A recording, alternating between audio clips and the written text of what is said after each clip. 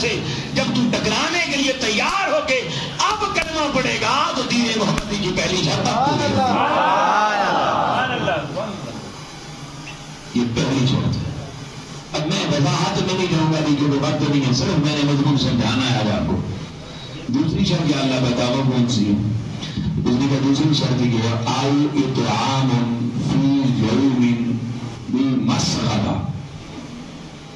دوسری شرط یہ کہ تو جس معاشرے میں گیا پیدا ہو، میں نے تجھے کیا ہوگا اس معاشرے میں نے اللہ کا نظام ہے. وہ کہتا میں نے کسی معاشرے میں بھی سارے امیر نہیں بنائے، سارے وڈیرے نہیں بنائے، امیر بھی بنائے غریب بھی بنائے، علماء بھی بنائے جہلاء بھی بنائے. ہر معاشرے میں بزرگ بھی ہوں گے چھوٹے بھی ہوں گے، مرد بھی ہوں گے عورتیں بھی ہوں گی. کائنات کا ایک نظام ہے. اب اللہ کہتا ہے کہ جس معاشرے میں ہے اس معاشرے میں آؤ تو عام فی یوم ذی مسغبہ. اگر اس معاشرے میں کچھ لوگ غربت کی آخری لکیر سے نیچے چلے گئے ہیں، افلاس زدہ ہو گئے ہیں، غربت زدہ ہو گئے ہیں، جن کی زندگیاں تنگی کا شکار ہیں، کھانے کے لیے کچھ نہیں، پینے کے لیے کچھ نہیں، اگر تیری سوسائٹی میں لوگ بھوک سے مر رہے ہوں اور تو ان کے لیے نہ نکلے، ان کی غربت دور کرنے کا پروگرام تیری زندگی میں نہیں ہے، بھلے نمازیں پڑھ، حاجی بن، قاری بن، اللہ کہتا ہے ایمان کا دروازہ بند ہے. دوسری شرط ایمان یہ ہے کہ پہلے اپنے معاشرے کے مفلسوں، کلاشوں، غریبوں، ناداروں، مسکینوں، یتیموں، بیواؤں، ان کے لیے تو اللہ کی بارگاہ میں عہد کر کے مولا میں جس ایمان کی وادی میں جا رہا ہوں یہ شرط پوری کروں گا کہ میں معاشرے کے افلاس کو دور کرنے کے لیے جو تحریک بھی معاشرے کا نظام بدل کے غریبوں کو اپ لفٹ کرنے کے لیے میدان میں نکلے گی، میں اس کا دست و بازو بن کے غربت معاشرے سے دور کرنے کے لیے عملی طور پہ میدان میں نکلوں گا. خالق کہتا ہے اگر یہ تیرا پروگرام بن گیا میرے دین کی دوسری شرط پوری ہو جائے گی. سبحان اللہ. پہلا لوگوں کی محتاجیاں دور کرنا، ظالموں کے ظلم سے انہیں بچانا.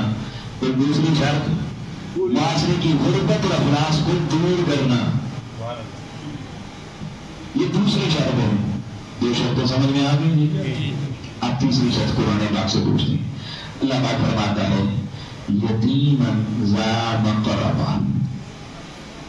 فرمایا تیسری شرط یہ ہے، یہ بھی اللہ کا نظام ہے. ہر خاندان قبیلے میں علاقے میں کچھ بچے یتیم ہو جاتے ہیں. یہ نظام ہے، قدرت ہے.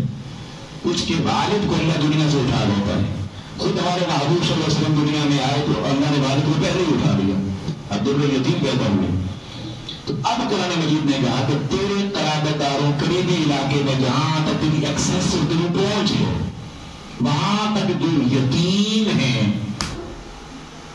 ان کو یتیمی کے احساس سے نکال کر، یتیمی کی مشکلات سے نکال کر انہیں بھی معاشرے میں برابری کا حقوق اور برابری کا درجہ دینے کے لیے اگر تو نکل کے وہ یتیموں کے سر پہ دست شفقت رکھ کے انہیں سینے سے لگا کر انہیں احساس معلومی سے نکال کر کہ ہم یتیم ہیں ہمیں کون پوچھنے والا ہے، اس احساس سے اسے نکالنے کے لیے اگر یتیموں کے لیے تو اپنی زندگی وقف کر دے گا دین محمدی کی تیسری شرط پوری ہو جائے گی. سبحان اللہ.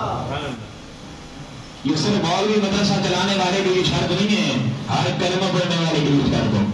تیسری شرط، پہلی شرط کیا تھی جو دہرا لیتے ہیں کہ جو شخص بھی مظلوم ہے، مجبور ہے، مقہور ہے اسے اس کی مشکلات سے آزاد کروانا. یہ پہلی شرط ہے دین میں داخل ہونے کی. دوسری شرط کیا تھی کہ معاشرے کی غربت اور افلاس کو ختم کرنے کے لیے اپنا عملی کردار ادا کرنا. دو شرطیں. تیسری شرط کیا بتائی کہ جو یتیم ہیں تمہارے معاشرے کے ان یتیموں کا احساس ہے یتیمی کہ وہ معاشرے میں پیچھے نہ رہتے باقیوں سے، وہ ختم کر کے انہیں معاشرے میں باعزت رول کے لیے تیار کرنا. فرمایا کہ تیسری شرط ہے. تین شرطیں سمجھ گئی. اب آ جائیں چوتھی شرط. فرمایا او مسکیناً ذا متربہ. فرمایا چوتھی شرط یہ ہے کہ تیرے معاشرے کا وہ مسکین جس کی پہچان یہ ہے کہ لا متربہ، کہ تیرے کپڑے تو بڑے ہو جائے، تیری داڑھی تو بڑی سال، تیری ٹوپی تو بڑی سال، مگر کچھ ایسے بھی ہوتے ہیں سفید پوش جو مسکینی کی اس حد پر ہوتی ہیں جہاں وہ مٹی کے ساتھ مٹی بنے ہوئے ہوتے ہیں. جن کو وہ بڑا پلنگ یا 6 انچ کا گدا لیٹنے کے لیے میسر نہیں ہوتا، مٹی پہ لیٹتی ہے، وجود کی سب مٹی، جو کپڑے اتنے پرانے پہنے تھے کہ دھوئیں بھی تو مٹی کے نشان ختم نہیں ہوتے، جن کے چہرے پر بھی درد نظر آئے گی، معاشرہ جن کو ریجیکٹ کر چکا ہوگا، جو معاشرے میں مخلوق الحال لوگ، اور مسکین اس کو کہتے ہیں جس کے پاس ایک وقت کا کھانا بھی بچوں کے لیے نہ ہو۔ فرمایا وہ جو مسکین مٹی مٹی ہوا ہے تیرے معاشرے میں، آج چوتھی شرط یہ ہے، اس مسکین کے پاس جا کے بیٹھ، اس دہانے دل اس سے پوچھ، اور اس مسکین کو اس مسکینی کے اس چنگل سے نکال کر، وہ تیرا اپنا سٹیٹس ہے نا، تو اس میں لانے کے لیے تو جوڑ کر سٹرگل کر کہ مسکین تیرے معاشرے کے وہ اپنے کو، تیرے بچے بعد میں، پہلے مسکین کے بارے میں سوچ، ابھی بچوں کی کہانی آئی نہیں ہے، تیرے گھر کی کہانی نہیں آئی، پہلے اللہ کہتا ہے کہ میرے محبوب نے ایک دعا مانگی جو سورۃ ترمذی میں موجود ہے، اللہ وحینی مسکینا، اے اللہ مجھے مسکینوں میں زندہ رکھ، وَأَمِتْنِي بِالْمَسَاکِینِ، اور مجھے مساکین کے ساتھ دنیا سے لے کے جا، وَاحْشُرْنِی فِی زُمرَةِ الْمَسَاکِینِ، اور قیامت کو بھی آقا دو عالم نے فرمایا اللہ حشر میں بھی مجھے کھڑا کرنا تو مسکینوں کے ساتھ کھڑا کرنا۔ حضور نے مسکینوں کو اتنا پسند کیا اور یہ دعا کی اللہ کی بارگاہ میں، تو اللہ نے چوتھی شرط یہ لگائی کہ میرے بندو جو اپنی زندگی کا مقصد مسکینوں کو اٹھانا، مسکینوں مجبوروں کو سینے سے لگانا، ان کے لیے جو تحریک چلائے گا کہ معاشرے کے مساکین بھی عزت والا مقام پا کے معاشرے میں باعزت زندگی گزار سکیں، ورنہ مسکینوں کو گلے لگا کے آپ لفٹ کرنا، جس کی زندگی کا یہ مقصد بنے گا، میرے دین کی چوتھی شرط پوری ہو جائے گی۔ 4 شرطیں دین کی پوری ہونے پر اب خالق کہتا ہے ثم کان من الذین آمنوا، ثم 4 شرطیں پہلے پوری کرو، اب جب 4 شرطیں پوری کر کے کلمے پڑھو گے، وہ کہتا ثم کان من الذین آمنوا، اب تم ایمان والوں میں داخل ہو جاؤ گے۔ اب ایمان والوں میں نعرہ تکبیر، اللہ اکبر، نعرہ رسالت، یا رسول اللہ، نعرہ حیدری، یا علی۔ بڑے علماء بیٹھے ہیں، سما کہاں آتا ہے ان سے بعد میں بھی پوچھ لینا، شرطیں پوری کرو گے تو کانا ماضی ہے، اب شامل کر دوں گا جو پہلے گزرے، کون سے؟ من الذین آمنوا، ایمان والے۔ اللہ کہہ رہا ایمان والوں میں شامل ہونے کے لیے یہ 4 شرائط پہلے پوری کر، پھر میں تمہیں مومن مانوں گا۔ اب میں کو میں مومن ہوں، آپ میں آپ مومن ہیں، ہمارے کہنے سے مومن بنتے ہیں یا اللہ کی تصدیق سے مومن بنتا ہے؟ جب اللہ تصدیق کرے ہاں میرا مومن بنتا ہے تب بندہ مومن بنتا ہے۔ اور رب قرآن کریم میں کہہ رہا بھائی میں نے ایسے مکے کی قسمیں نہیں کھائیں یا حضور کے قدم لگے، ایسے میلاد والے کی ولادت کی قسم نہیں کھائی، ایسے اس کے والدین کی قسم نے کتنی بڑی قسمیں اس لیے کھائی تاکہ میلاد منانے والوں کو سمجھ میں آ جائے اگر میلاد والے آقا تک ایمان کے راستے سے جانا ہے تو پہلے اپنی زندگی کا مقصد مظلوموں کو ان پہ ہونے والے ظلم سے آزاد کروانا، پہلے زندگی کا مقصد جو غربت اور افلاس میں پسے ہوئے چکی میں لوگ ہیں انہیں نکال کر عزت کے مقام پہ لانا، پہلے زندگی کا مقصد بنانا ہوگا، یتیموں کو احساس محرومی سے نکال کر معاشرے کا ایک باوقار فرد بنانا، پہلے زندگی کا مقصد بنانا ہوگا کہ مسکینوں کو مٹی سے اٹھا کے انہیں بھی کسی پلنگ پہ بٹھانا، جو یہ 4 شرطیں پوری کرے گا۔ اللہ کہتا ہے 4 شرطیں پوری ہونے کی دیر ہے، میں ایمان کا تحفہ اس کے دل میں ڈال دوں گا۔ سبحان اللہ۔ لیکن ساتھ ایک جملہ اور بولا اللہ نے، بڑا قابل توجہ، اس نے کہا ثم کان من الذین آمنوا وتواصوا بالصبر۔ انہوں نے کہا کام بڑا مشکل ہے، لوگ کہتے ہیں ہم غریبوں کے کوئی ٹھیکیدار ہیں، ہم مسکینوں یتیموں کو ٹھیکیدار ہیں، اپنے بچے پالیں یا ان کو دیکھیں۔ وہ کہتا پھر تمہیں وتواصوا بالصبر، میں رب ہو کے وصیت کرتا ہوں پھر تمہیں صبر کے ساتھ راستے پہ چلنا ہوگا۔ مشکلات آئیں گی، پریشانیاں ہوں گی، تانے ملیں گے، مظلوموں کو چھوڑ، غریبوں کو چھوڑ، غربت زدہ کو چھوڑ، یتیموں کو چھوڑ، بیگم کہے گی، ماں کہے گی، گھر والے کہیں گے یہ کدھر جا رہا ہے، کیوں جا رہا ہے؟ اللہ کہتا پھر وتواصوا بالصبر، پھر میری وصیت صبر کی تمہیں پکڑنی پڑے گی۔ اور پھر فرمایا ایسے نہیں ہے کہ 4 شرطیں اللہ نے رکھ دی اور تو کہو غریب یار تو کیوں غریب ہو گیا, مجھے مومن بننا, اب تجھے سینے سے نہیں لگاؤں گا کیسے مومن بنوں گا, وہ یتیموں تم نہ ہی پیدا ہوتے. نانا فرمایا وتواصوا بالمرحمہ, پھر تمہیں ان سارے طبقات کے لیے اللہ وصیت کر رہا ہے ان سے جب بھی بات کرنی ہے سختی سے بات نہیں کرنی, اپنے خاندان کا بتا کے بات نہیں کرنی, اپنا عہدہ بتا کے بات نہیں کرنی, جب بھی بات کرنی ہے رحم کے انداز میں شفقت سے بات کرنی.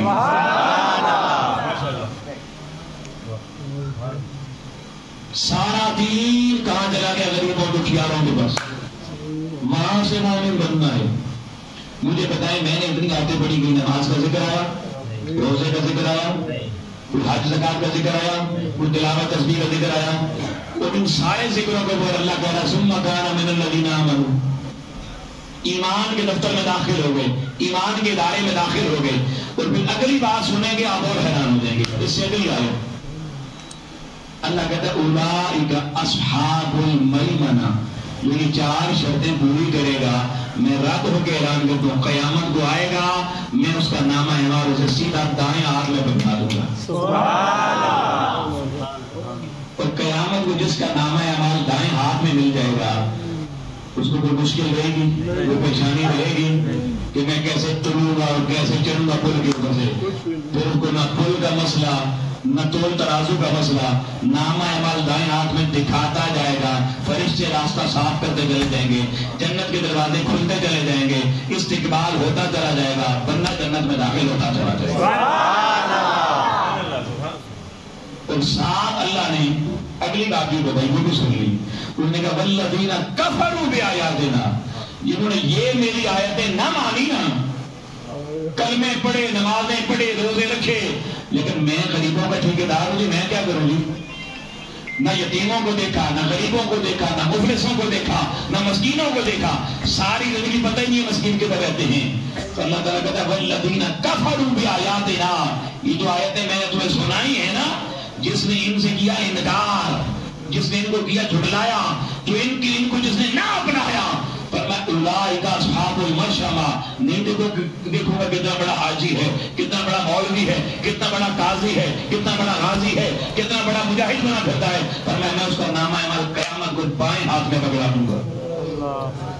اور ساتھ سزا بھی بتا دی علیہم نار موصدہ, سیدھا ہی جہنم میں جائے گا. اس کے ہر طرف آگ ہوگی, ہر طرف آگ ہوگی, اور ہر طرف آگ جہنم میں ہوگی. یعنی اللہ نے کہا محشر کے میدان میں اس کو بھی توڑنے کی ضرورت نہیں ہے, اسے بھی کہیں سے گزارنے کی ضرورت نہیں ہے, بس جب نامہ اعمال بائیں ہاتھ میں چلا گیا تو سیدھا منزل سامنے ہے جہنم. بس میں نے سورج کا دوسرا پورا حصہ پڑھ دیا, اوروں کو میں خود جب یہ پڑھتا ہوں آئے تھے تو وہ باتیں میری بھی مشکل ہو جاتی ہیں, سونا بھی مشکل ہو جاتا ہے. میں کہتا ہوں باری تعالیٰ ہم نے جو دین ہمیں پڑھایا گیا سکھایا گیا اس میں تو یہاں ان چیزوں کا نام و نشان ہی کوئی نہیں ہے. 4 سال کا بچہ مسجد میں بھیجا جاتا ہے, 40 سال کے بعد, مولوی صاحب کے بعد, اس کو کلمے یاد کرواتے ہیں, نمازیں یاد کرواتے ہیں, نماز پڑھنا سکھاتے ہیں, وضو کرنا سکھاتے ہیں, سارے کام سکھا دیتے ہیں, مگر کبھی اس بچے کو انہوں نے بتایا یتیم کس کو کہتے ہیں, مسکین کس کو کہتے ہیں, مجبور کس کو کہتے ہیں, مفلس کس کو کہتے ہیں. ان بچوں کو پتا مفلس کس کو کہتے ہیں, معلوم ہی نہیں ہوتا. تو یا اللہ ہم کدھر جائیں, ہمارے ساتھ تو سلوک ہو گیا. اللہ نے پھر دعوت فکر دی, اس نے کہا میں نے نبی اس لیے بھیجا تھا نا, تو بتاؤ نبی نے دین نماز سے شروع کیا, روزے سے شروع کیا, جہاد سے شروع کیا, کہاں سے شروع کیا؟ دین وادی فاران مکے سے شروع ہوا, اور مکے میں حضور 13 سال رہے. علماء کہتے مجھے کوئی بتا دے حضور نے ایک بھی مسجد بنائی ہو, 13 سالوں میں ایک بھی مسجد بنائی ہو؟ نہیں بنائی. ایک بھی نماز باجماعت پڑھائی ہو؟ نہیں پڑھائی مکے میں 13 سال تک. ایک بھی جہاد مکے میں کیا ہو؟ نہیں کیا حضور علیہ السلام نے. روزے رکھوائے ہو؟ نہیں رکھوائے. زکاتیں دلوائی ہو؟ نہیں دلوائی.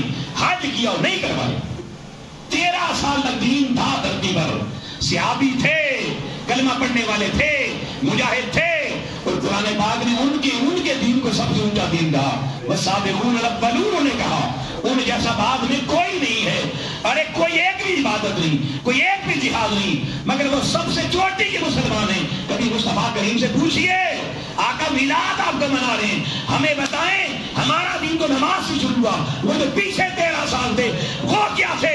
ارے وہ 13 سال سورہ بلد کی ان آیتوں میں مصطفیٰ عمل کروا رہے تھے.